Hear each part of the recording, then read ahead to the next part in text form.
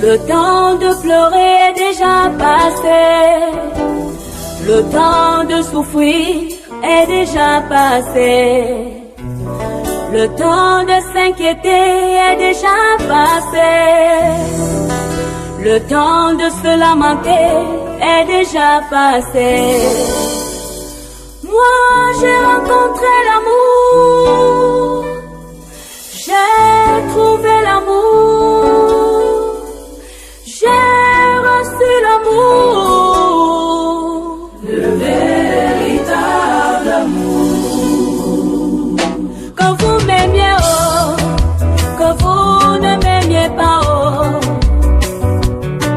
qu'on m'accepte, oh, ou qu'on me rejette, qu'on m'acclame, oh, je pense au monde de moi, cela n'est pas important, pas très important, car moi je sais une chose, Jésus m'a aimé, oh.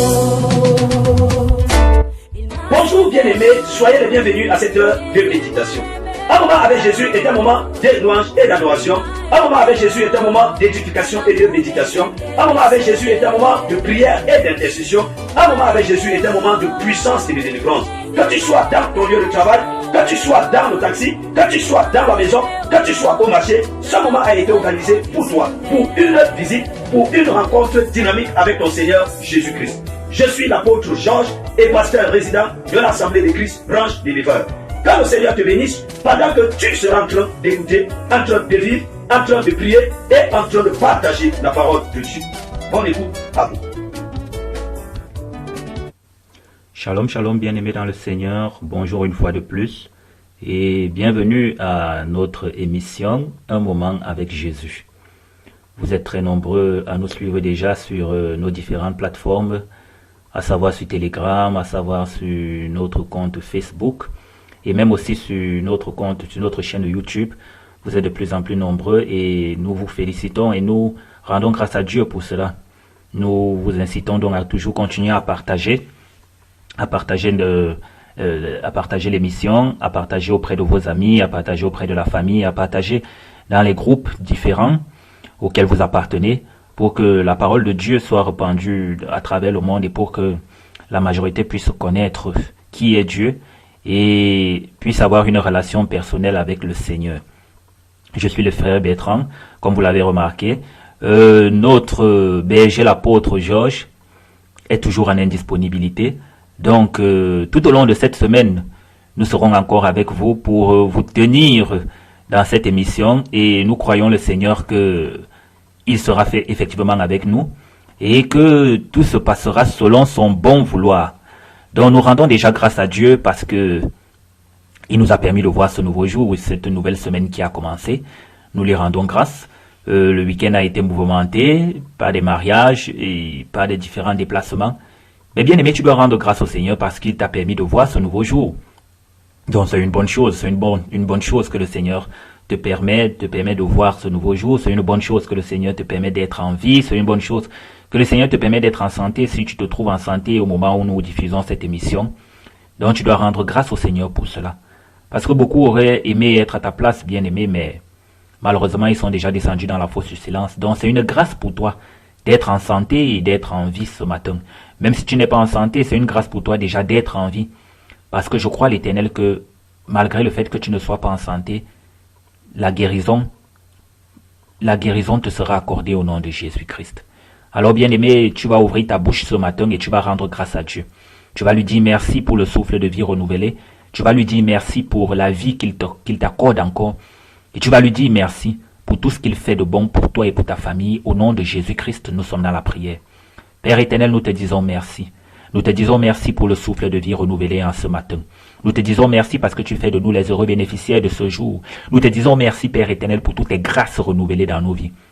Ta parole déclare les bontés de l'Éternel ne sont pas épuisées. Elles se renouvellent chaque matin. Ô Père éternel, tes bontés se sont renouvelées dans la vie de mon frère et de ma sœur ce matin. Et nous te rendons grâce pour cela. Nous te disons merci parce que tu as été avec nous tout au long de la semaine passée. Nous te disons merci parce que tu as été avec nous déjà depuis le début de cette semaine. Et nous bénissons ton Saint-Nom parce que nous savons que tu seras avec nous tout au long du reste de la semaine. Reçois la gloire et l'adoration. Sois avec nous tout au long de ce moment de prière et d'intercession. Au nom de Jésus-Christ, nous t'avons ainsi prié. Amen. Bien-aimé, tu vas encore ouvrir ta bouche. Tu vas demander pardon au Seigneur pour tes péchés. Tu vas te confesser et demander pardon pour tout ce que tu as eu à commettre comme péché depuis le début de cette semaine. Au nom de Jésus-Christ, nous sommes dans la prière. Père éternel, nous te demandons pardon pour nos fautes. Nous te demandons pardon pour toutes les fois où nous t'avons offensé, par nos mauvaises pensées, par nos mauvaises manières de faire, par les mauvaises paroles sorties de nos bouches. Nous nous repentons devant ta face. Nous te demandons humblement et sincèrement pardon. Pour toutes les fois où nous avons agi en dehors de ta volonté, Père, nous venons nous humilier. Nous venons te supplier de nous pardonner, de nous purifier, de nous sanctifier, au nom de Jésus-Christ. Lave-nous, Père éternel, et permets que ce moment que nous allons passer avec toi, nous le passions dans la sanctification, nous le passions en étant purs et saints. Au nom de Jésus-Christ, nous avons prié. Amen. Bien-aimé, tu vas encore prier afin que le Seigneur soit avec toi, qu'il ouvre tes oreilles spirituelles et qu'il te permette de capter ce message et de passer un bon moment avec lui tout au long de cette émission. Au nom de Jésus-Christ, nous sommes dans la prière. Père éternel, nous te prions afin que ton Esprit Saint soit avec nous. Que tout ce que nous allons faire ici soit sous ton contrôle. Que tout ce que nous allons dire, que tout ce que nous allons sortir de nos bouches, Père éternel, tu puisses attester cela comme juste au nom de Jésus-Christ. Père éternel, au moment où nous allons écouter ta parole, au moment où nous allons te louer et t'adorer, au moment où nous allons, Père éternel, te prier, sois avec nous et viens nous rendre ministère. Ne nous abandonne pas, Père éternel. Manifeste-toi tout au long de ce moment par ton Esprit Saint et permets que nous passions un moment agréable dans ta présence. Au nom de Jésus-Christ, nous avons ainsi prié. Amen. Ok, bien-aimés dans le Seigneur, sans plus attendre, c'est le moment venu pour nous de louer le Seigneur. Alors ensemble, louons le Seigneur.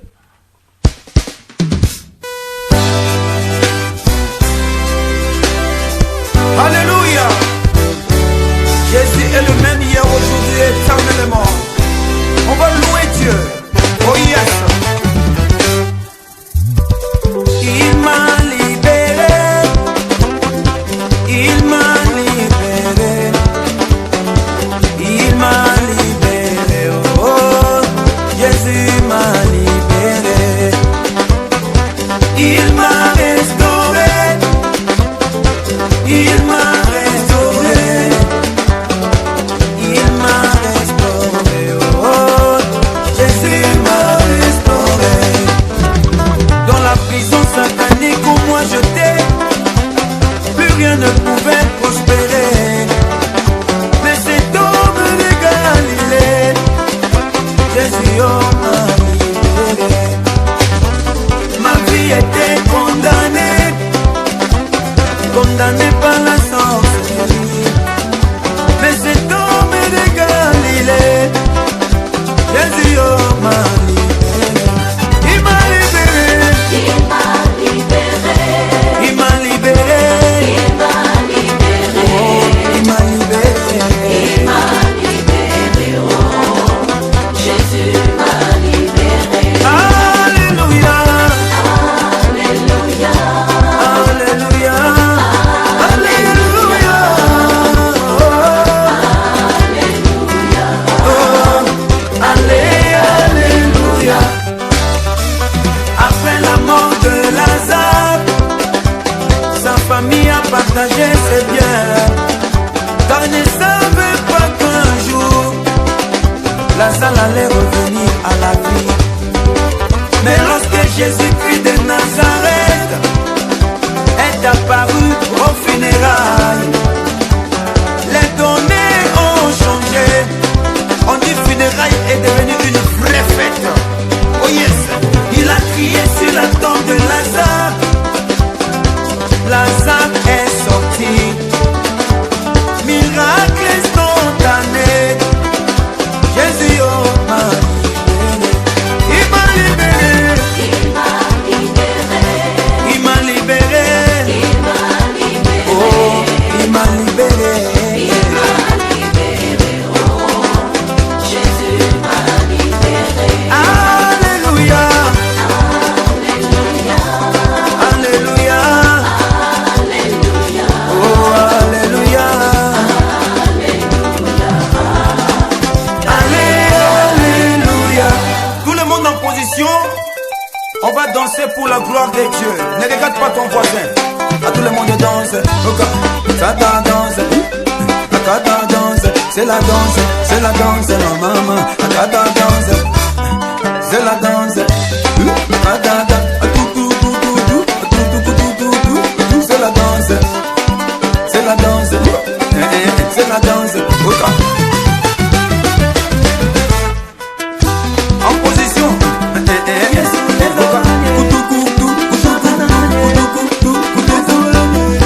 Si la Zouloué. Allez, marquez les pas. 1, 2, 3, ok.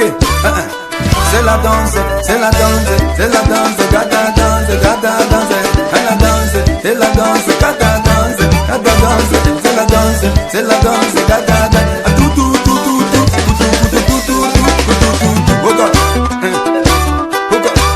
à bouger l'angle, c'est la danse, c'est la danse, c'est la danse, gada danse, tout tout tout c'est ta victoire que tu es en train de célébrer. Ne regarde pas ton voisin, tout le monde en position. Akina, Akina, Akina, Akina, Akina, Akina, Akina, Akina,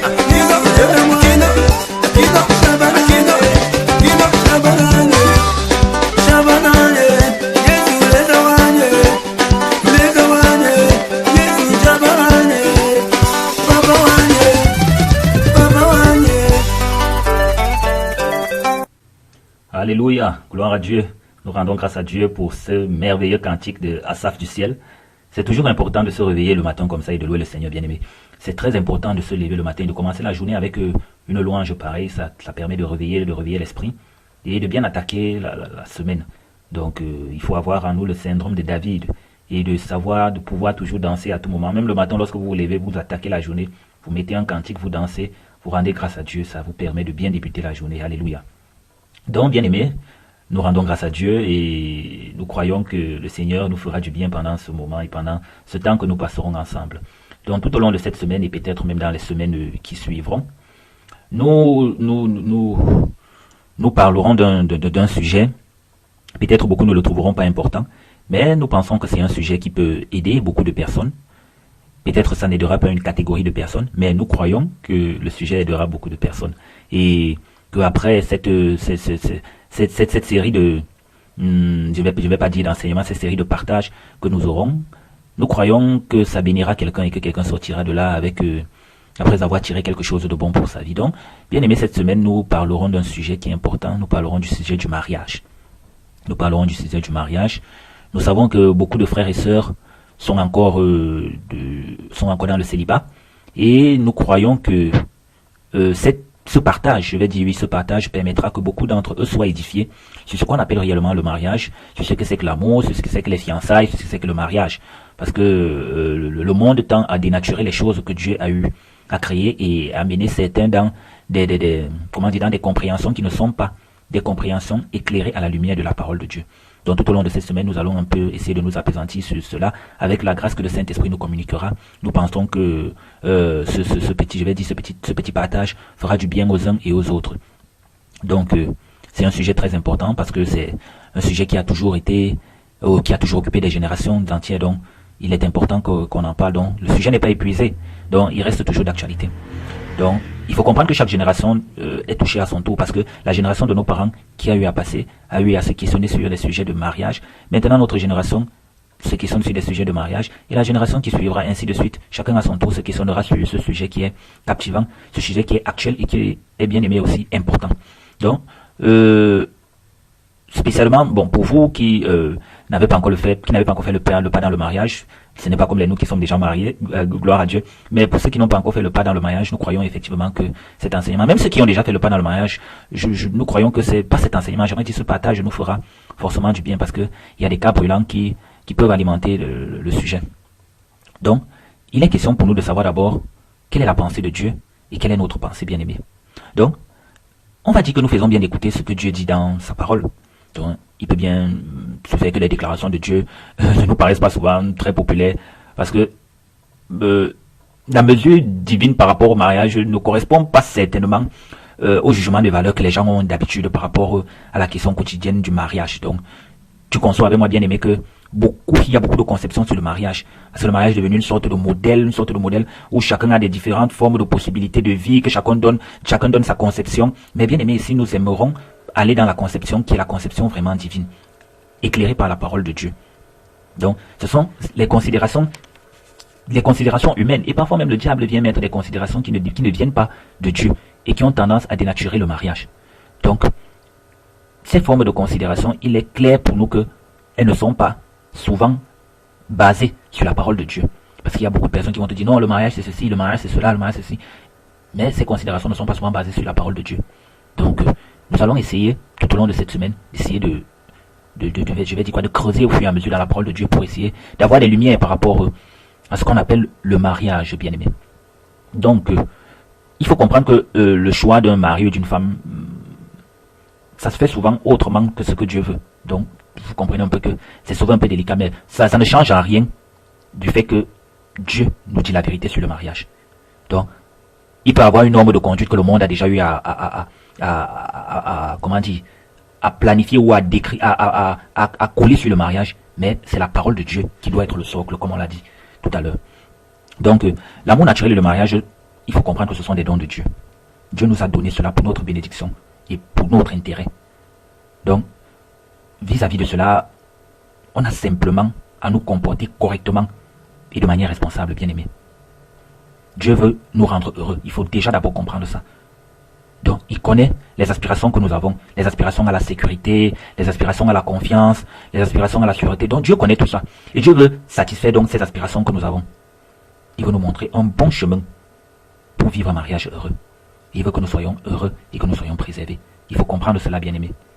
Donc, la vie commune de deux personnes dans le mariage, donc c'est un don de Dieu avec lequel on doit se comporter d'une manière responsable, bien aimé. Donc, si on fait un mauvais usage du don de Dieu, il va sans dire que on va se retrouver dans une mauvaise situation et on ne va pas s'étonner que le mariage va prendre une mauvaise orientation. Donc, il est très important, bien aimé, que nous soyons à l'écoute de Dieu. Donc, Dieu nous a donné la Bible. Il y a ses pensées dans la Bible et ses pensées vis-à-vis du choix du conjoint. Donc, Dieu l'a d'abord fait pour qu'on mène une vie de marié heureux et pour qu'on soit préservé des dommages. Il va sans dire pour que nous soyons préservés des dommages. Donc, si on prend la pensée de Dieu au sérieux, bien aimé, et que on se conforme effectivement à cette pensée de Dieu, soyons-en sûrs qu'il nous bénira. Ça, 1 + 1 = 2, il nous bénira. Mais si on pense malgré tout que nous on connaît trop et qu'on est sabi tout et qu'on peut écouter à gauche à droite, bon, on va pas s'étonner que le mariage parte dans le mauvais sens, bien aimé. Donc, comme on dit souvent, l'amour rend aveugle. c'est vrai cette assertion que l'amour rend aveugle. Donc, mais en général, il ne s'agit pas vraiment du vrai amour. C'est l'état amoureux. C'est l'état amoureux qui rend aveugle, bien aimé. C'est l'état amoureux qui rend aveugle. C'est pas l'amour qui rend aveugle. Donc, quand on est justement dans les lovey, qu'on est totalement immergé, donc jusqu'aux oreilles, dans le genre d'amour là, donc on ne mesure plus, on n'écoute plus, donc on fait malgré ce qu'on veut, on veut attirer l'attention, on évite même, on veut seulement attirer comment dire, on veut, on évite même de ce que Dieu dit, c'est ça que je voudrais dire, on évite ce que Dieu dit parce qu'on est déjà immergé jusqu'aux oreilles, bien aimé. Donc, le bonheur dans le mariage, c'est quelque chose qui ne se met pas en place automatiquement. Même quand ce sont deux chrétiens qui veulent se marier, ça ne se met pas automatiquement. Donc, sachant que Dieu nous a donné un don parfait, qui est le mariage. Donc, et il rattache ce don-là. Il faut comprendre qu'il rattache ce don-là à notre responsabilité. Il rattache ce don à notre responsabilité. Donc, il y a une part de nous qui entre dans le jeu. Il y a une part de nous qui entre dans le jeu, bien aimé. Il faut comprendre donc qu'il n'y a pas de recette toute faite. Donc, quelqu'un ne va pas te dire que la clé c'est comme ci comme ça que mon mariage, parce que moi le frère Bertrand je vais dire quoi, j'ai procédé de telle manière, il faudra aussi que tu procèdes de telle manière. Donc je vais dire ça comment, bien aimé, il y a des b.a.-ba, oui, il y a des b.a.-ba qu'il faut suivre, mais chaque mariage dépend, chaque mariage dépend des uns et des autres, de l'être humain, de la personne en fait, de la personne. Le mariage dépend de la personne, des deux personnes en fait, c'est ce que je voudrais dire. Le mariage dépend de deux personnes et il n'y a pas de recette vraiment toute faite, bien aimé, il faut comprendre ça. Donc, pour commencer, on va d'abord évoquer deux versets. On va commencer par deux versets de l'Ancien Testament. On est dans Proverbe 30, le verset 18 à 19 qui dit: 3 choses sont trop merveilleuses pour moi, et il en est 4 que je ne puis connaître. Le chemin de l'aigle dans les cieux, le chemin du serpent sur le rocher, le chemin d'un navire au cœur de la mer, et le chemin de l'homme vers la jeune fille. Amen.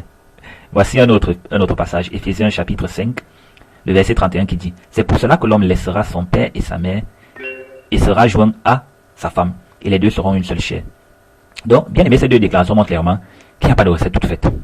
pour trouver un conjoint, hein, il n'y a pas de recette toute faite. Donc, cela reste effectivement un mystère. Si quelqu'un vous dit qu'il y a une recette toute faite pour trouver un mari, pour trouver, bon, on sait qu'il y aura beaucoup qui seraient déjà mariés, il y aura des hommes qui seront déjà mariés, des femmes, il n'y a pas de recette toute faite. Il n'y a pas vraiment de recette toute faite. Donc, c'est quelque chose de très insondable. Donc, il faut comprendre que la Bible aussi n'est pas un mode d'emploi qui liste de manière détaillée la bonne manière de se comporter dans chaque situation de la vie par rapport à comment faire pour trouver le mari et tout et tout.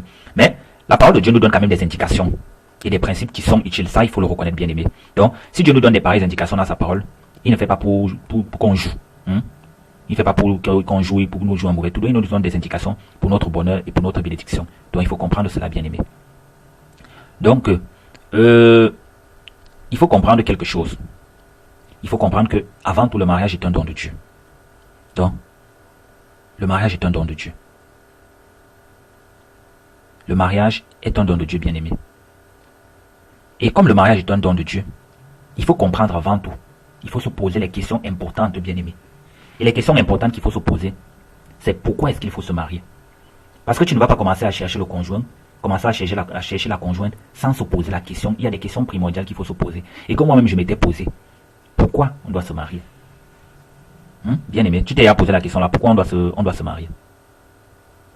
J'avais eu à poser ces questions à 2 à 3 personnes. Les réponses que j'ai eu à voir, vraiment, elles étaient assez amusantes. D'autres disaient qu'on se marie parce que bon, c'est la vie, on est éduqué comme ça. Les femmes, elles disaient qu'elles se marient pour avoir la sécurité dans le mariage. Bon, il y a des gens qui se marient pour des raisons religieuses, oui. Il y a d'autres qui se marient pour avoir l'argent. Et se marient avec un homme riche pour avoir l'argent. D'autres se marient par amour, d'autres se marient pour avoir des relations sexuelles. Autant de choses, il y a tellement de raisons, bien aimé. Il y a tellement de raisons que les gens vont te dire. Il y a tellement de raisons. Mais j'aimerais que tu comprennes ceci. Donc, tu dois te poser vraiment cette question. Pourquoi est-ce qu'il faut se marier? Des gens se marient vraiment, comme j'ai dit, pour avoir des relations sexuelles. Des gens se marient pour cela. Parce qu'on se dit que on ne doit pas avoir des relations sexuelles quand on n'est pas marié. Il ne faut avoir des relations sexuelles que lorsqu'on est marié. Et comme on sait qu'on ne doit avoir des relations sexuelles que lorsqu'on est marié, on se dit qu'ok, on va se marier pour avoir des relations sexuelles. Bon, c'est vrai. Mais si on déduit que le sexe c'est l'essentiel du mariage, on est complètement dans l'erreur, bien aimé. On est complètement dans l'erreur. On est complètement dans l'erreur. Parce que le mariage est beaucoup plus que cela. Donc la communauté, le fait qu'il y a du sexe en soi ne peut pas être la base d'un bon mariage. Le fait d'avoir des enfants non plus, ce n'est pas le but propre du mariage. C'est une grâce. Donc si Dieu donne des enfants dans un foyer, c'est une grâce.